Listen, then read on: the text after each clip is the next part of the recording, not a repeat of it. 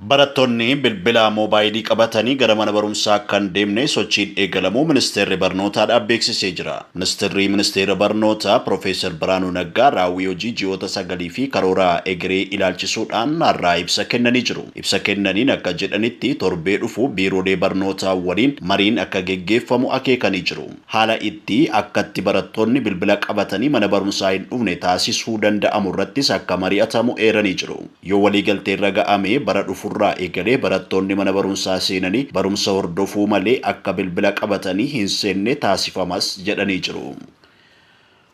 Komii diigamuu dallaa masjiidaa Tabaarak irratti kutaan magaalaa Qiirqos deebii laatee jira. Magaalaa Finfinnee kutaa magaalaa Qiirqos keessatti kan argamu dallaan masjiidaa Tabaarak dukkana da'oo godhachuudhaan diigameera jechuun manni maree olaanaa dhimmoota Islaamummaa magaalaa Finfinnee komatee jira. Manni marichaa ibsaa akka lakkoofsa Itoophiyaa dilbata Ebila 5 2017 toora miidiyaa hawaasaa Feesbuukii isaa irratti baaseen dallaan masjiidichaa dukkana keessa diigamuu fi tajaajiltootni masjiidichaa hidhamuu himee jira. Masjiidni Tabaarak kutaa magaalaa Qiirqos aanaa 10 keessatti akka argamu kan himu ibsichi sochii mootummaan naannicha misoomsuuf taasisaa jiruun wal qabate masjiidicha bifa haaraan ijaaruuf piroojeektiin qophaa'ee mootummaaf akka kennamee fi hordoffiin taasifamaa jiraachuu himee jira. Kana malees manni marichaa dhimma masjiida kanaan wal qabatee qaamolee mootummaa waliin marii taasisaa turuu fi furmaata waaraa kennuuf waliigaltee irra ga'ame akka tures eeree jira. Haa ta'u malee dallaa masjiidaa iddoo aangawoonni mootummaa jiranitti guyyaa ifaan ijaarame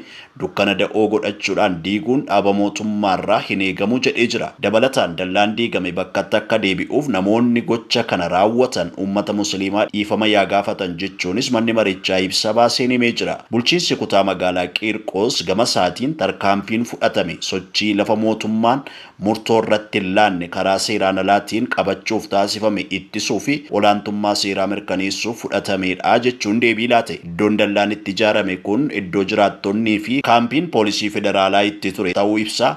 Akka lakkoofsa Itoophiyaa dilbata Ebila 5 2017 toora Feesbuukii waajjira koominikeeshinii kutaa magaalichaa irratti baaseen kan hime kutaan magaalaa Qiirqos iddoo jiraattonnii fi kaampiin poolisii federaalaa irraa kaafaman kana qabiyyee masjiidaa akka ta'etti dhiyeessuun odeeffannoo sirrii akka hin taane himee jira. Iddichi kana duraa kaampii poolisii federaalaa fi kan jiraattotaa kan ture yommuu ta'u iddicha qulqulleessuun piroojeektii faayidaa biyyaalessaa qabuuf kontiraaktera piroojeektii biyyaalessaa lafti duwwaan guutummaatti qorqorroodhaan dallaan itti ijaarame kan turedha jedhee jira. Dabalataan lafa mootummaan dallaan itti ijaarame kana heeyyama seeraa malee baarjaa yookaan taappeellaa irratti dhaabuu fi balbalatti gochuun qaama masjiidichaa fakkeessuuf gochaan seeraan alaa raawwatamu himee jira. Lafa qabiyyee masjiidichaa keessa hin turre mootummaan diige jechuun ibsawwan kennamaa jiran gonkumaa bu'uura seeraa kan hin qabne akka ta'e abbootiin amantichaa fi hordoftoonni haalaan hubachuu qabdu jedhee jira.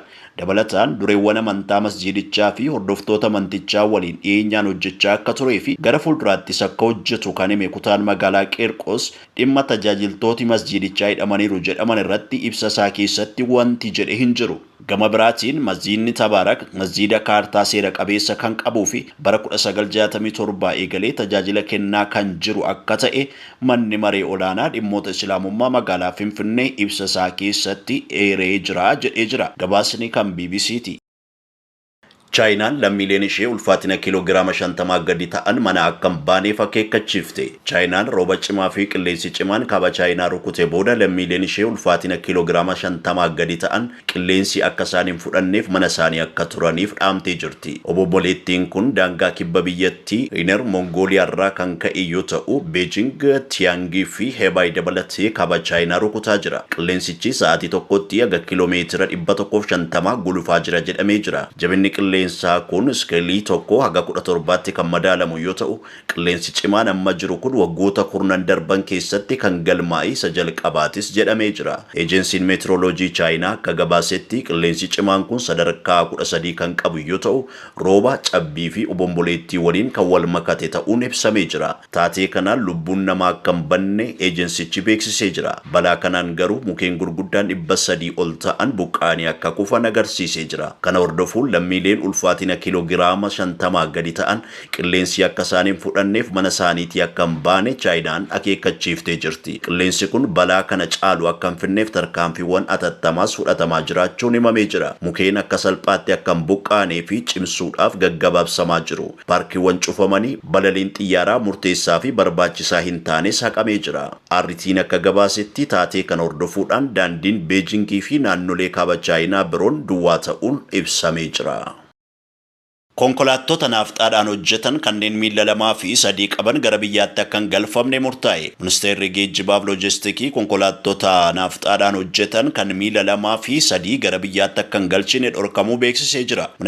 Ministeera geejjibaa fi loojistiikii obbo Bari'uu Hassan konkolaattonni miila 3 fi mootorsaayikiliin miila 2 kan yeroo baay'ee baajaajii jedhamuun beekaman gara biyyaatti galchuun akka hin danda'amne ibsanii jiru. Ministeera dhimma alaa kana kan dubbatan ebila 2017 Ahad Business Group konkolaattota elektirikii miila 2 fi 3 biyya keessatti wayita eebbisiisan kana dubbatan. Itoophiyaan waggaan akka birrii biliyoona 6 boba'aadhaaf akka baaftu kana hir'isuuf annisaa haaromfamuu danda'u fayyadamuun sirrii ta'us eeramee jira. Gabaasni kan reporter